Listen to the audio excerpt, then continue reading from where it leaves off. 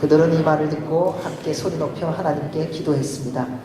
주여, 주께서는 하늘과 땅과 바다와 그 안에 있는 모든 것을 지으신 분이십니다. 주께서는 주의 종 우리 조상 다윗의 입을 통해 성령으로 말씀하셨습니다. 어째서 민족들이 분노하며 사람들이 헛된 음모를 꾸미는가?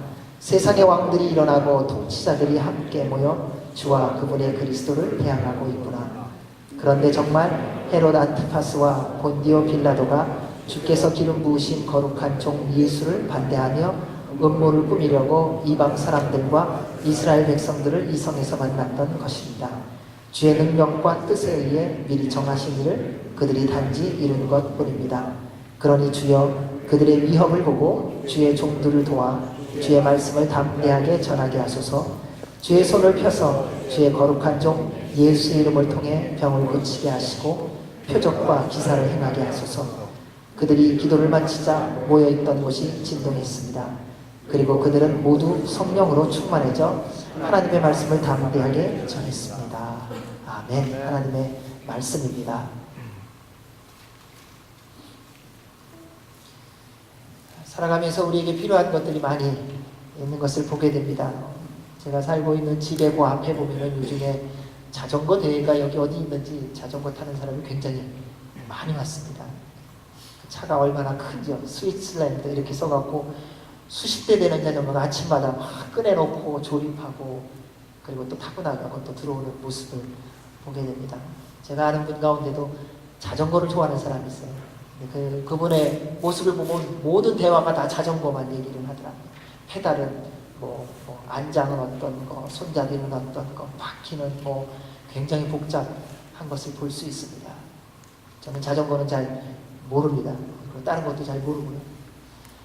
그런데 자전거를 가장 잘 아는 사람이 있다는 사실입니다. 이 세상을 살아가면서 어떤 물건에 대해서 가장 잘 아는 사람은 어떤 사람일까? 그것을 만든 사람일 것이라는 것입니다.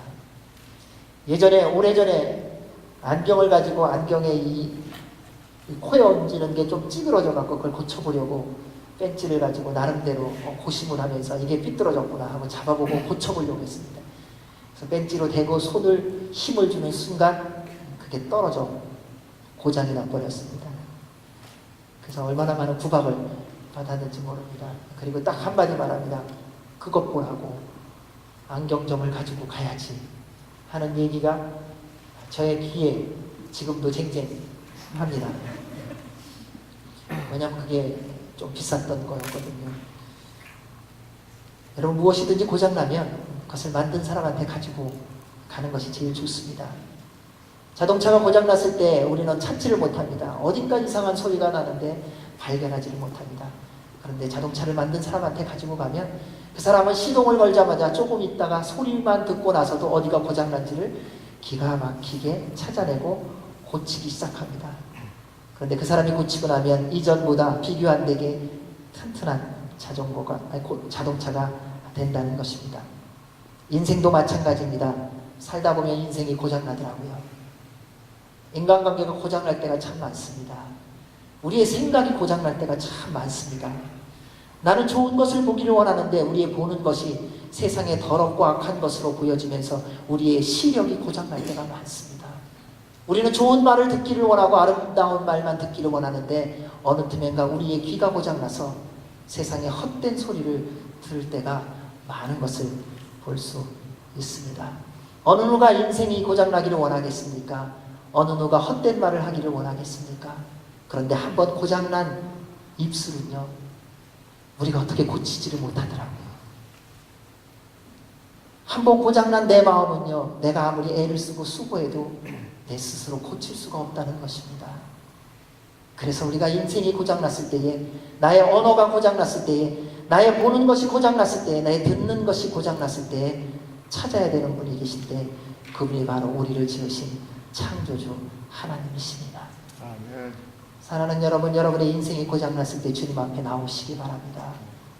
내가 하고 싶은 말은 이것이 아닌데 헛된 말이 나올 때에 주님 앞에 나오시기 바랍니다. 내가 행동하고 싶은 것은 이것이 아닐 때에 엉뚱한 것이 나올 때 주님께 나오십시오. 주님만이 우리의 인생을 고쳐주실 수 있는 유일하신 분이십니다.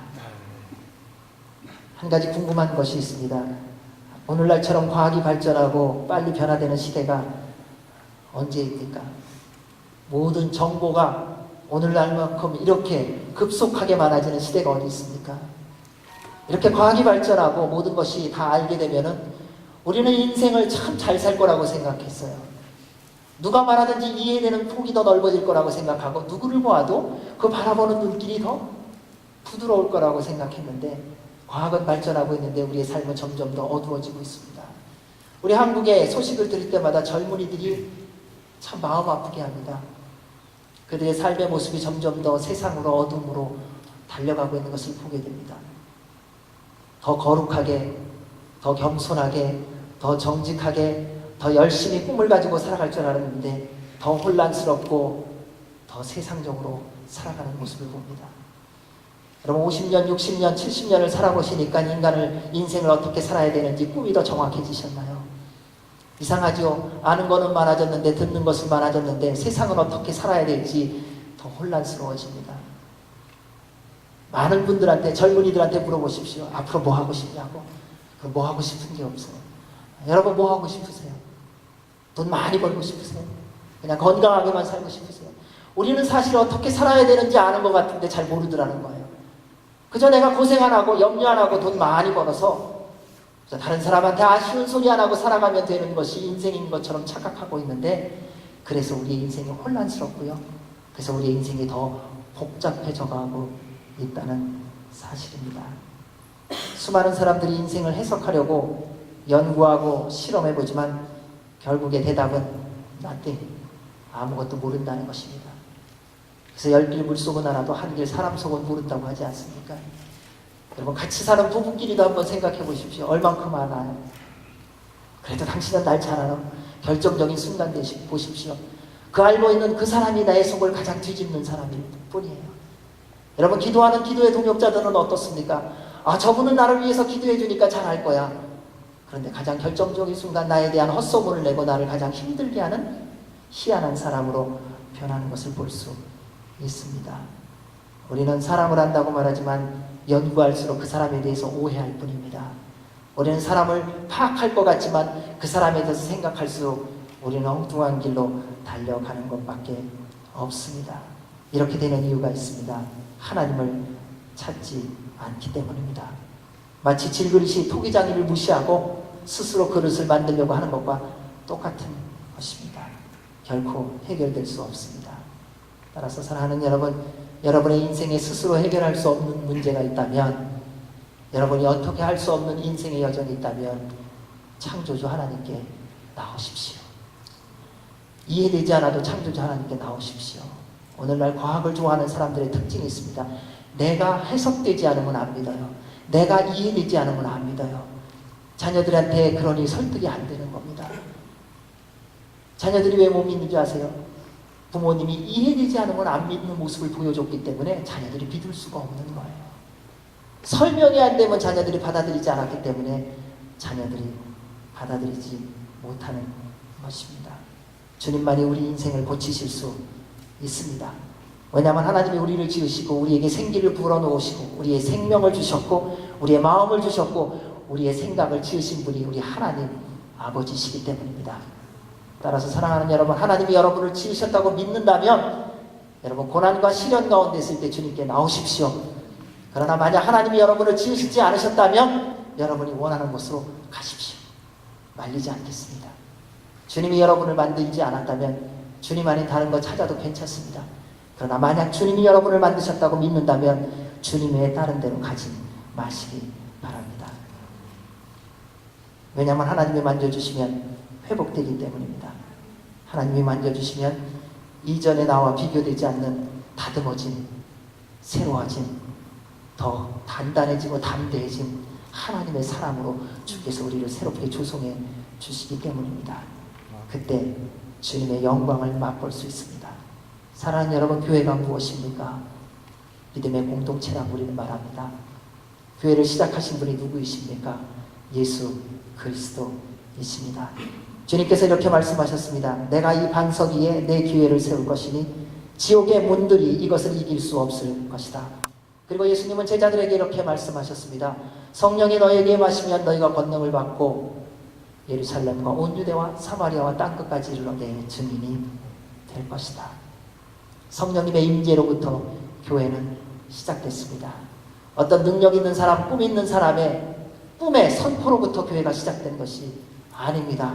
실력 있는 사람, 재력 있는 사람으로 말미암아 하나님의 교회가 시작된 것이 절대로 아니라는 것입니다. 하나님의 교회는 예수 그리스도로 말미암아 시작되었습니다. 하나님의 교회의 시작은 성령님의 임재로부터 시작되었습니다.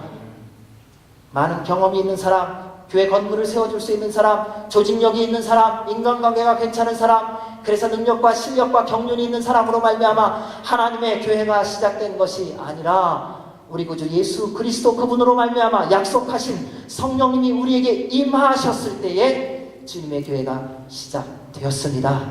아멘. 따라서 그 주님의 시작함을 믿는다면 우리는 당연히 주님 앞에 나오는 것을 멈추지 말아야 합니다. 그래서 우리가 성령님 충만해야 됩니다. 여러분, 주님의 일을 하는 사람은요, 자기 주장이 점점 사라지는 사람이에요. 우리는 다 내 일이 중요하잖아요. 남의 일은 별로 중요 안 해요. 내가 하는 일이 중요하지. 그런데 성령님 충만하면은요, 상대방이 중요해지기 시작하더라고요. 다른 사람의 일이 소중해지기 시작하고요. 그 사람이 사는 삶이 중요하게 여겨지기 시작한다는 거예요. 그래서 한 걸음 한 걸음 갈 때마다 예수 그리스도의 마음을 알아가고 닮아간다는 것입니다. 교회가 교회답게 되려면요, 많은 사람과 능력 있는 사람, 재력 있는 사람, 실력 있는 사람이 아니라 성령님 충만한 사람이 있어야 됩니다.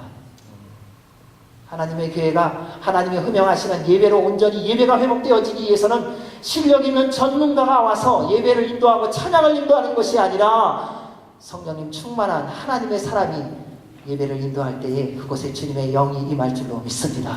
아멘. 이것이 성령님 충만한 우리의 모습이어야 하는 것입니다.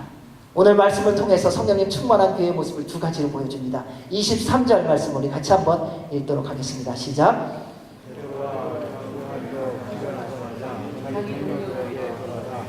장로들이 한 말을 모두 전해 주었습니다. 성령님 충만한 교회는 첫째, 믿음의 동역자들이 있습니다. 성령님 충만한 교회는 믿음의 친구들이 있습니다. 성령님 충만한 교회는 믿음에 걸어가는, 함께 더불어가는 사람이 있다는 것입니다. 베드로와 요한이 예수 그리스도의 십자가와 부활을 전한다는 이유로 종교 지도자들한테 위협을 받았습니다. 그들이 요구한 것은 딱 한 가지입니다. 예수 그리스도의 이름으로만 가르치거나 전하지 말라는 것입니다. 그러한 위협을 받고 베드로와 요한이 나와서 달려간 곳이 어디입니까? 숨는 곳이 아니었습니다. 함께 기도한 믿음의 동역자들한테 달려갔습니다. 함께 기도하며 성령님의 충만을 받았던 마가의 다락방에서 함께 있었던 믿음의 동역자들한테 달려갔습니다.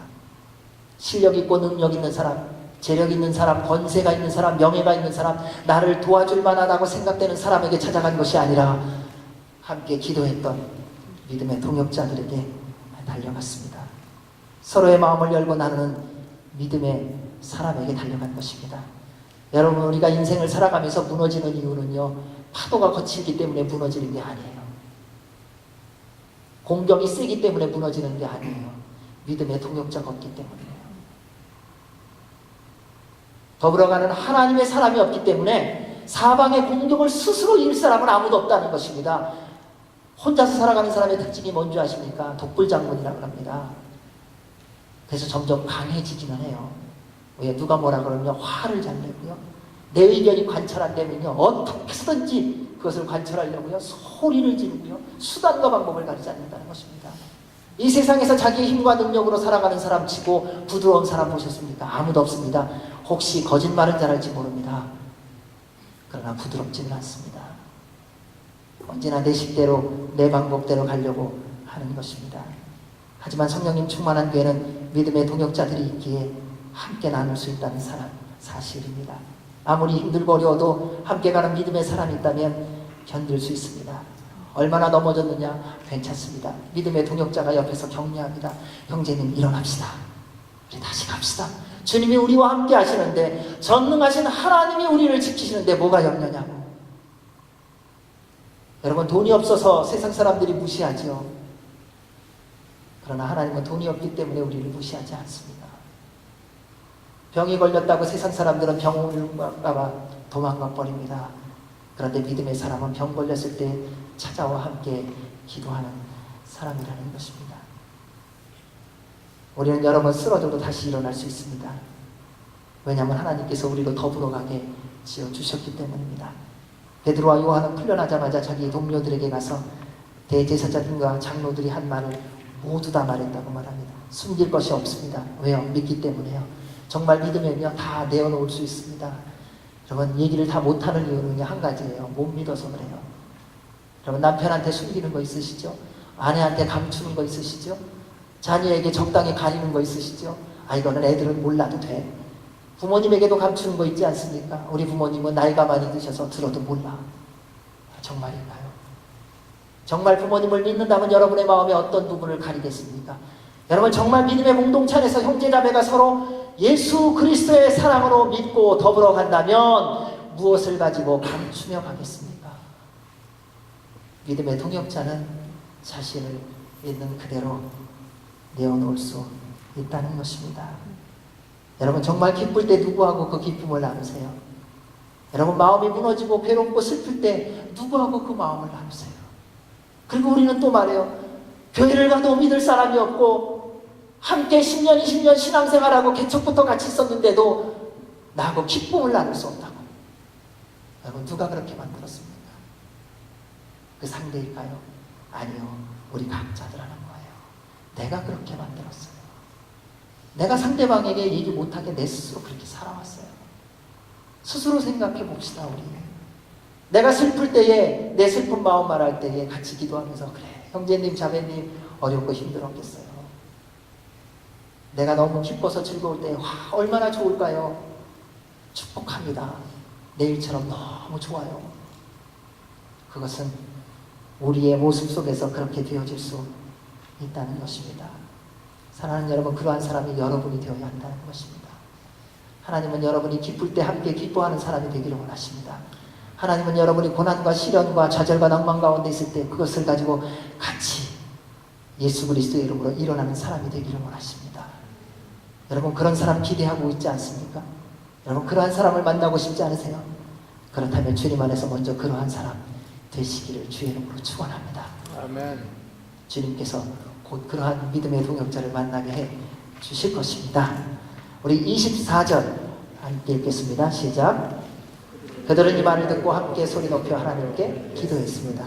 주여, 주께서는 하늘과 땅과 바다와 그 안에 있는 모든 것을 지으신 분이십니다. 성령님 충만한 교회는 첫 번째 믿음의 동역자들이 있습니다. 두 번째 함께 기도하는 교회입니다. 베드로와 요한의 이야기를 듣고 믿음의 동료들은 무엇을 했습니까? 함께 소리 높여 기도했습니다. 오늘날 우리는 문제 생기면 무엇합니까? 모여서 분석합니다. 이것이 어디서 잘못됐느냐? 이거 누구로부터 시작됐냐? 이거 누구 때문이야? 이런 환경을 조성한 사람이 누구냐고 우리는 그 분석을 하기에 정신이 없습니다. 하나님의 공동체의 특징이 뭔지 아십니까? 누가 문제를 일으켰느냐? 누가 어려움을 만들었느냐를 따지지 않습니다. 모두의 책임인 줄 알고 살아계신 하나님 아버지 앞에 함께 무릎 꿇고 회개하기 시작합니다. 이것이 성령님 충만한 교회의 모습이에요. 여러분, 여러분의 교회가 성령님 충만한 교회를 확인하기를 원합니까? 그렇다면 어려움이 있고 고난이 있을 때에 기도하십시오. 문제를 해석하려고 하지 마십시오. 여러분, 그렇게 다른 사람의 문제를 해석하고 싶으면 여러분의 문제 먼저 해석하세요. 내 문제 해석해서 우리 이렇게 살고 있습니까? 내 인생을 내가 잘 분석해서 이렇게 살고 있나요? 아니잖아요. 그런데 우리는 다른 사람에 대해서 왜 이렇게 분석을 잘합니까? 언제 하나님께서 우리 교회에 대한 문제에 대해서 분석하셨습니까? 주님은 우리가 찢어진 마음, 상한 마음으로 왔을 때 예수 그리스도의 보혈의 피로 덧입혀 주시고 무조건 사랑하시고 회복해 주셨다는 사실입니다. 그것이 하나님의 교회의 모습이라는 거예요. 왜 무너졌느냐 묻지 않습니다. 그 무너진 모습을 보고 우리는 달려가 함께 기도하며 예수 그리스도의 이름으로 일으켜 세워주는 거예요. 이것이 기도하는 주님의 교회의 모습이라는 것입니다. 오늘날 세상 세력이 우리를 얼마나 절묘하게 유혹하는지 모릅니다. 이렇게 말해요. 기도하지 않는 사람이 어디 있냐고요. 그렇죠. 교회 다니는데 기도하지 않는 사람이 어디 있겠습니까? 그런데 또 한마디를 합니다. 기도만 한다고 뭐가 해결되냐고. 하나님이 당신에게 경험하고 알게 하신 것 같고 머리를 맞대고 그리고 분석하라. 그것이 왜 그렇게 되는지 세상 사람들 보라는 거예요. 수학 분석하면서 어떻게 했는지 그래야 기업이 일어나는 거 아니냐고. 그래야 가정이 좋게 되는 거 아니냐고. 여러분 한번 여러분 가정에 문제가 생겼을 때 분석해 보세요. 이게 남편의 문제인가 아내의 문제인가 애들의 문제인가 부모의 문제인가. 다의 문제예요. 아빠는요 돈을 제대로 못 벌어와갖고 애들이 사고 싶은 거 못 사서 문제이고요. 엄마는요 남편이 먹고 싶은 음식을 최대로 만내지 못한 문제가 있고요. 자녀들은요 부모의 말씀에 순종하지 않고 자기 멋대로 사는 문제가 있고요. 부모님들은 자녀가 원하는 것을 제대로 해주지 못한 문제가 있어요. 분석해 보십시오. 문제가 어디 다의 문제입니다. 그리고 우리는 가정의 문제에 대해서는 다 덮어버리고 다른 사람의 문제에 대해서는 얼마나 그렇게 분석하며 드러내는지 감당할 수가 없을 정도입니다. 그러면서 사탄이 말합니다. 머리만 떼고 얘기하라고. 그 늪에 빠지지 마십시오. 그때부터 더 심각한 문제가 발생합니다. 여러분 내 개인의 인생에 있어서 내 분석이 부족해서 내 개인의 삶이 어려워졌나요? 가정이 서로가 이해하지 못하는 부분 때문에 해석이 제대로 안 나와서 가정이 어려워졌나요? 여러분 교회가 어려워지고 힘들어지는 이유가 교회에 대한 것이 무엇인지 몰라서 교회의 문제가 분석이 안 나와서 우리의 분석이 부족하고 해석이 부족해서 교회가 이렇게 어렵고 힘들어진다고 생각하시나요? 그렇지 않습니다. 문제는 한 가지예요. 우리가 기도하지 않기 때문에. 여러분 가정이 점점 어려워지는 이유는요. 우리가 가정을 위해서 기도하지 않기 때문이에요. 우리는 이렇게 말합니다. 내 남편만 제대로 하면, 내 아내만 제대로 하면, 내 자녀만 제대로 하면, 내 부모만 제대로 하면, 교회 목사만 제대로 하면. 여러분 그러한 생각이 들 때 주님 앞에 무릎 꿇고 기도하십시오. 그러면요 다 할 말이 있어요. 성도만 제대로 하면 교회는 제대로 되더라는 거예요. 희한하죠. 사랑하는 여러분 기도하시기 바랍니다. 주님께서 이렇게 말씀하셨어요. 성전을 정화하시면서요. 내 집은 기도하는 집이라 불릴 것이다. 그런데 너희는 이 성전을 강도의 소굴로 만들었도다. 우리 주님이 우리에게 말씀하신 것입니다. 수많은 가정들이 깨어지고 있습니다. 나름대로 합당한 이유를 가지고 옵니다. 행복하지 않다고요. 참고 견딜 만큼 견뎌봤는데 이제는 안 된다고요. 언제까지 참고 기다려야 하냐고요. 옆에서도 말합니다. 당신의 행복을 찾아가라고. 왜 그렇게 불편하게 같이 사냐고. 그리고 옆에서 이유를 부추기는 사람이 있어요. 그런가 하면 어떤 사람은요. 담 앞에서요. 다른 가정을 힘들게 하는 부부도 있고요. 희한한 일이 참 많다는 것입니다. 이제 내 인생 행복하게 살고 싶다고 말합니다. 가정이 어려워지는 이유에 대해서 수많은 학자들이 분석하지 않았습니까? 여러분 경제가 어려운 이유에 대해서 얼마나 박학다식한 교수들이 분석하고 내놨습니까? 여러분 나름대로 여러분의 인생에 대해서 나름대로 다 계산이 나오지 않습니까? 그런데 왜 지금 우리가 이렇게 살고 있습니까? 가정이 더 행복해지고 깨어지는 가정이 다 회복돼야 되는 게 맞지 않습니까? 우리의 마음에 상처를 받는 것이 다 사라지고 언제나 만날 때마다 사랑하고 섬기고 더불어가는 것이 더 신나게 이루어져야 되는 게 맞는데 왜 세상은 발전하는데 우리는 더 거꾸로 가는 것일까요? 왜냐하면 하나님 아버지께 기도하지 않기 때문입니다. 여러분의 인생 가운데 무슨 딜레마가 있습니까? 여러분 무엇 때문에 좌절하고 낙심하고 계십니까? 여러분 무엇 때문에 다른 사람을 여러분의 심령 가운데 그렇게 판단하고 계십니까? 기도하십시오. 내가 나를 절제하지 못하고 내가 나를 어떻게 하지 못하는 이유는 하나님이 나의 주인이 되시지 않기 때문입니다. 주님이 나의 주인 되게 하는 것은 기도하는 것입니다. 그러면 주님께서 우리의 마음을 바꿔주세요. 우리의 인생을 새롭게 하실 분은 살아계신 하나님밖에 없습니다. 그분을 붙들어야 됩니다. 그때 주님의 뜻이 우리 가운데 이루어질 것입니다. 성령님 충만한 사도들과 사람들이 모여 기도한 내용이 있습니다. 이것이 바로 우리가 기도할 내용입니다. 첫 번째는 24절, 세 가지가 있는데 24절 하반절에 있듯이 창조주 하나님을 찬양하라는 것입니다. 누가 창조주 하나님을 찬양하겠습니까? 그분이 창조주 하나님을 믿는 사람이에요. 여러분, 하나님이 창조주이심을 믿으십니까? 아멘. 그렇다면 그분을 찬양하시기 바랍니다. 그분이 나를 지으셨다면 그분을 마땅히 믿고 그분을 영화롭게 해야 될 것입니다. 하나님을 믿는 사람은 세상을 두려워하지 않습니다. 세상이 두려운 이유는요, 하나님을 믿지 않기 때문이에요. 여러분, 하나님 믿으면 죽음이 두려울까요? 안 두렵지요. 하나님을 믿으면 망하는 게 두려울까요? 안 두렵지요.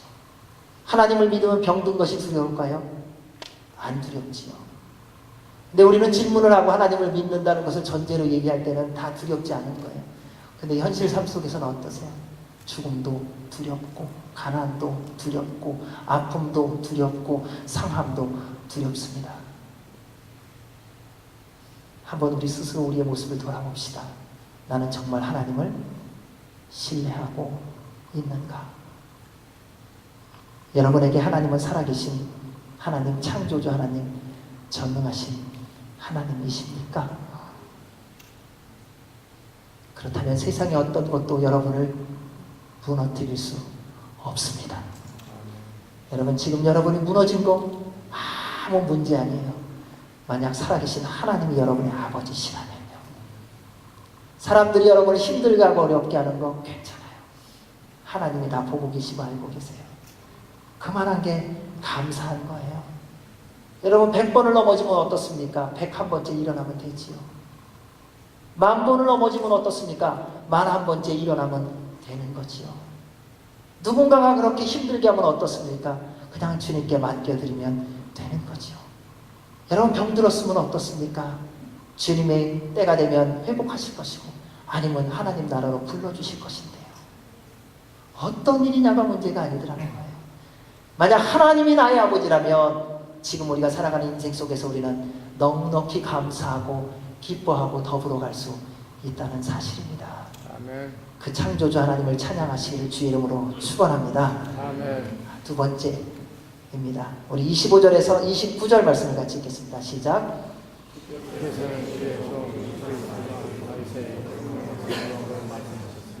어째서 민족들이 분노하며 사람들이 헛된 음모를 꾸미는가? 세상의 왕들이 일어나고 통치자들이 함께 모여 주와 그분의 그리스도를 대항하고 있구나. 그런데 정말 헤롯 안티파스와 본디오 빌라도가 주께서 기름 부으신 거룩한 종 예수를 반대하며 음모를 꾸미려고 이방 사람들과 이스라엘 백성들을 이성에서 만났던 것입니다. 주의 능력과 뜻에 의해 미리 정하신 일을 그들이 단지 이룬 것뿐입니다. 그러니 주여 그들의 위협을 보고 주의 종들을 도와 주의 말씀을 담대하게 전하게 하소서. 성령님 충만한 교회에 하나님의 사람들이 모여 기도하는 두 번째 내용은 말씀을 담대히 전하도록 기도해야 합니다. 다른 어떤 것보다 이것이 우선이어야 됩니다. 베드로와 요한의 모습을 보십시오. 그들은 예수 그리스도를 증거했다는 이유 때문에 핍박과 위협을 받았습니다. 종교 지도자들이 원하는 건 딱 한 가지입니다. 다 하라는 거예요. 예수님만 전하지 말라는 것입니다. 주님의 십자가와 부활만 하지 않으면 뭐든지 하라고 허락했습니다. 선교의 현장에서 수많은 선교사님들이 순교를 당하고 고난을 당하는 이유가 무엇입니까? 예수 그리스도의 이름으로 섬기기 때문입니다. 그 선교사의 이름으로 섬기는 것은 방해 하나입니다. 그 선교사의 이름으로 센터를 세우고 학교를 세우고 병원을 세우는 거 다 괜찮아요. 그 사람의 이름을 갖고 어떤 일을 해도 다 괜찮다는 거예요. 딱 한 가지만 하지 말라는 거예요. 예수 그리스도의 이름으로만 하지 말라는 거예요. 성경 공부해도 괜찮다는 겁니다. 그런데 그곳에서 예수 그리스도의 이름만 빼라는 거예요. 뭘 하든지 상관없다는 거예요. 하나님의 이름만 뺄 수 있다면 그러면 뭐든지 할 수 있다는 것입니다. 이것이 오늘날 우리가 사단에 의해서 속임 당하는 것입니다. 점점 보십시오. 예수님의 이름으로 말하면 불법이 되어가는 시대 아닙니까? 예수 그리스도의 이름을 말하려면요, 생명을 내어놓아야 됩니다. 곧 아마 그런 날들이 올 것입니다. 예수 그리스도의 이름으로 말하는 것은 불법이고요. 불교를 말하거나 이슬람을 말하는 것은 개인의 의사이고 자신의 의견일 뿐이 되는 시대가 이미 벌써 되었습니다. 사탄이 원하는 건 한 가지입니다. 다 하라는 겁니다. 그를 위해서 사람도 보내줄 거예요. 돈도 보내줄 거예요. 필요한 모든 거 다 공급해 줄 겁니다. 단 하나, 예수 그리스도를 믿는 믿음으로 예수 그리스도의 이름으로 가르치고 행하고 사는 것만 하지 말라는 거예요. 여러분에게 분명히 말할 겁니다. 예수 그리스도의 사람처럼 살지 말라는 거예요. 양보하지 말라고 말할 겁니다. 여러분의 의견을 다 내놓으라고 말할 거예요. 세상을 살아가는 것은 희생해서는 살 수 없다고 말할 겁니다. 여러분 하고 싶은 대로 살라고 말할 겁니다. 그래야 이 세상에서는 승리할 수 있다고, 성공할 수 있다고 가르칠 것입니다. 하지만 그에 속지 마시기 바랍니다. 복음이 무엇입니까? 예수 그리스도이십니다. 예수님의 십자가와 부활을 뺀다면 그것은 다 껍데기일 뿐이에요. 우리의 선포 속에 예수 그리스도의 십자가와 부활이 없다면 우리는 이미 죽은 존재, 쓰레기와 같은 존재와 같다는 것입니다. 여러분의 인생의 목적이 무엇입니까? 여러분 왜 성공하려고 그러세요? 왜 뭐 많이 배우려고 그러세요? 예수 그리스도를 증거하는 것이 아니라면 여러분 그것은 다 헛된 것입니다. 다 버리시기 바랍니다. 마지막 순간에 후회할 거예요.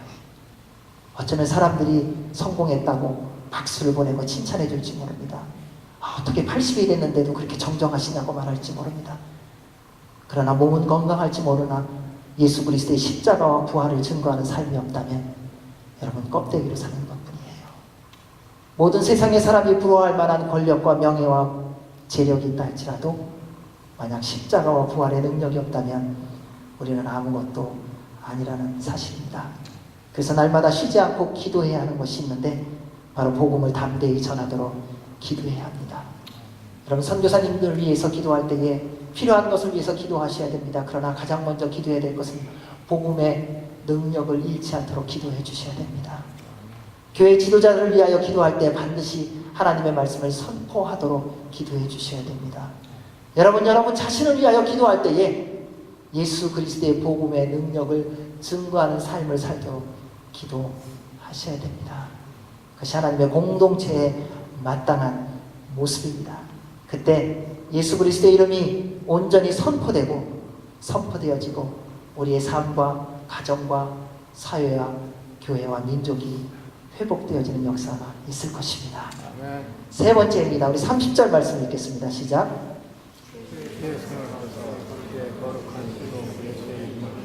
병을 고치게 하시고 표적과 기사를 행하게 하소서. 세 번째, 성령님 충만한 공동체는 예수 그리스도의 이름으로 하나님의 능력이 나타나도록 기도해야 됩니다. 그래서 야고보서에서 이렇게 말합니다. 여러분 가운데 고난당하는 사람이 있으면 기도하십시오. 즐거운 사람이 있으면 찬송하십시오.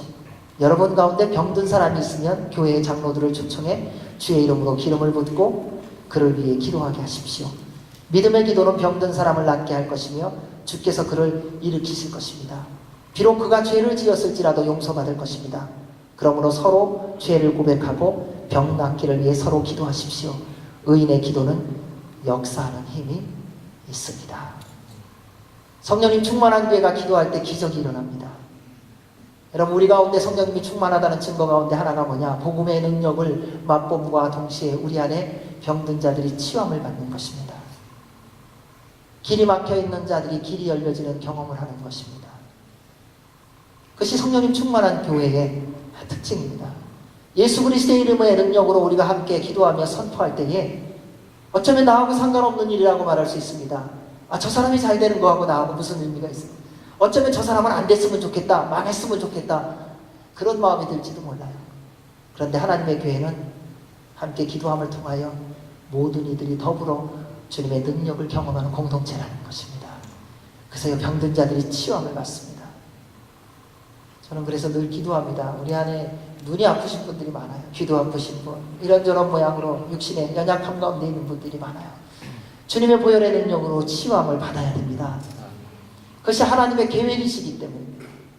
우리가 단순히 인간적으로 요구하는 것이기 때문이 아니라 성령님 충만한 교회는 함께 주님 안에서 믿음으로 기도함으로 말미암아 선포함으로 말미암아 하나님의 살아계심을 우리 믿음의 형제들 가운데 자매들 가운데에 이루어지고 역사하는 것을 맛보는 공동체이기 때문입니다. 아멘. 그래서 여러분 기도하십시오. 그리고 주님의 기적이 우리 가운데 이루어지는 것을 함께 보시기 바랍니다. 베드로와 요한이 어떻게 고쳤습니까? 그의 실력이 아닙니다. 학교를 다닌 적도 없습니다. 의술을 배워본 적도 없습니다. 그가 외친 것은 딱 하나예요. 나사렛 예수 그리스도의 이름으로 명하노니 일어나 걸으라. 그때 그 믿음이 그에게 들어갔다는 사실입니다. 여러분, 믿는 자가 하나님의 능력을 맛봅니다. 여러분, 정말 믿는다면요, 주님의 기적을 맛보게 되어 있습니다. 여러분, 사업 때문에 기도하고 계십니까? 주님을 신뢰하십시오. 주께서 그 길을 열어주실 것입니다. 아멘. 여러분, 육신의 질병 때문에 고민하고 염려하십니까? 주님께서 창조주이심을 믿는 믿음으로 주 앞에 나아가 간구하십시오. 주님께서 고쳐주십니다. 아멘. 우리는 기도하면서 믿지 않아요. 희한합니다. 우리는 간구하면서 기다리지를 않아요. 여러분, 기도했다면 기다리시기 바랍니다.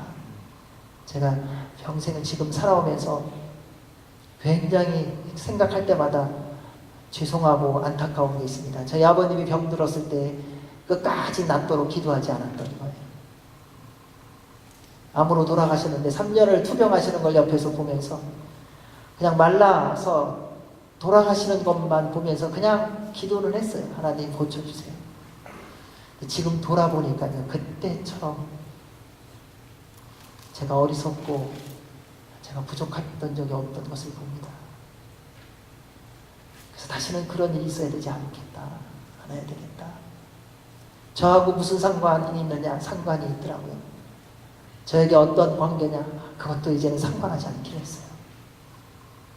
하나님의 도움이 필요한 분이라면 하나님의 은혜가 다 부어져야 됩니다. 하나님의 능력이 필요한 사람이면 주님의 능력이 부어져야 합니다. 여러분, 인생에서 기적을 경험하는 길은 예수 그리스도의 이름을 믿는 것입니다. 영원한 사명에서 영원한 생명으로 어떻게 옮겨졌습니까? 예수 그리스도의 이름을 믿었기 때문이에요. 여러분, 열심히 헌신했기 때문 아니에요. 여러분이 열심히 나름대로 노력했기 때문이 아니에요. 우리가 영원한 사망에서 영원한 생명으로 옮겨진 것은 우리를 위하여 십자가에 달려 죽으신 예수 그리스도를 믿는 믿음으로 이루어진 것입니다. 아멘. 절망과 낭만 가운데서 다시 새롭게 일어날 수 있는 유일한 소망은 예수 그리스도 뿐이십니다. 모든 치유와 표적과 기사를 허락하신 이유는 우리 안에 예수 그리스도가 그 일을 이루시는 분임을 깨닫게 하기 위해서입니다. 사랑하는 여러분, 여러분의 주님의 능력을 경험함으로 말미암아 주님이 열방에 여러분의 가정 가운데 증거되어지길 바랍니다. 아멘. 여러분이 하나님의 살아계심을 경험하십시오.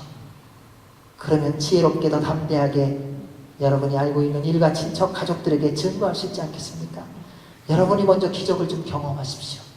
여러분이 그 질병 가운데서 나오면 방황하고 갈등하고 있는 이에게 담대히 예수님을 증거할 수 있지 않겠습니까? 내가 이렇게 나았습니다. 내가 이렇게 예수님을 만났습니다. 엄마, 나를 보십시오. 주님만 믿어야 구원받습니다. 여러분, 그렇게 말할 수 있지 않겠습니까? 여러분, 무너진 여러분의 삶 가운데서 여러분이 먼저 예수 그리스도의 이름으로 일어나십시오. 그리고 예수 그리스도를 증거하십시오. 그때 주의 영광이 여러분을 통하여 열방 가운데 이루어지고 주님께서 찬양 받으실 것입니다. 아멘. 우리 31절 말씀 읽겠습니다. 시작. 그들이 기도를 마치자 모여있던 곳이 진동했습니다. 그리고 그들은 모든 성령으로 충만해서 하나님의 말씀을 담대하게 전했습니다. 성령님 충만한 교회가 함께 기도한 결과와 증거입니다. 성령님 충만한 임재가 임했습니다. 계속해서 부어지는 성령님의 충만함이 있다는 것입니다. 한 번으로 끝나는 것이 아닙니다. 그래서 주님의 능력으로 또 오늘을 살아가는 겁니다. 사랑하는 여러분, 어저께 성령님 충만한 것으로 오늘 살아가지 마십시오. 오늘 또 성령님의 충만을 간구하시기 바랍니다. 아멘. 주의 능력으로 오늘을 또 승리하며 살아가십시오. 아멘. 두 번째는 성령님의 충만한 결과는 하나님의 말씀을 담대히 전하게 되어 있습니다. 이제는 여러분의 인생 가운데 부부의 대화가 예수 그리스도의 대화가 되기를 원합니다. 여러분, 부모 자녀 간의 대화가 말씀이 되기를 원합니다. 그때 기적이 일어날 것입니다. 그때 하나님의 나라가 여러분의 가정 가운데 임하는 것을 맛보게 될 것입니다. 그래서 여러분의 가정을 통하여 열방이 주께로 돌아오는 놀랍고 복된 일들이 날마다 이루어질 줄로 믿습니다. 아멘. 기도하겠습니다. 하나님 아버지, 성령님 충만한 우리 모두가 되게 하여 주시옵고 주님의 능력으로 말미암아 말씀을 담대히 선포하며 나가는 우리 모두가 되게 하여 주시옵소서. 예수님 이름으로 기도하옵나이다. 아멘. 우리 시간을 준비하신 비전헌금을 주님께 드리도록 하겠습니다.